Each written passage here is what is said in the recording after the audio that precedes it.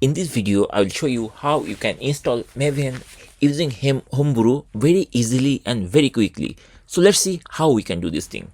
At first, we need to come this website brew.sh and you will be like this type of homepage. And this is the official website for Homebrew. You will find a search box is there. Just click over there and start typing Maven and hit return key, and it will give you a wide search result. We don't need all, we just need the first line install command, and this is the command brew install Maven. We just need to copy it and then just open terminal. I'm going to open terminal from Spotlight search, and very shortly terminal will be open. I'm going to increase the size of the text so that you can read. Now I'm going to hold command key and V key together.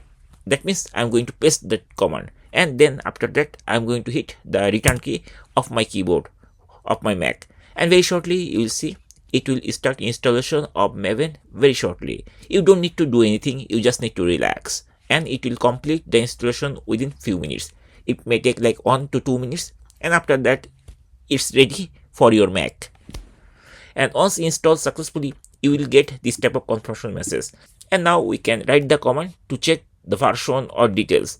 mvn then dash version and then hit the return key. I'm going to press the return key, and very shortly you will see like this.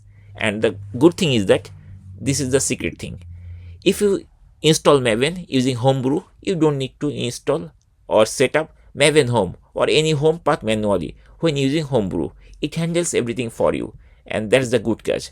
So if you start installing Maven using Homebrew, then you don't need to do anything, and that's it. In this way, we can easily install and set up the home directory of Maven using Homebrew.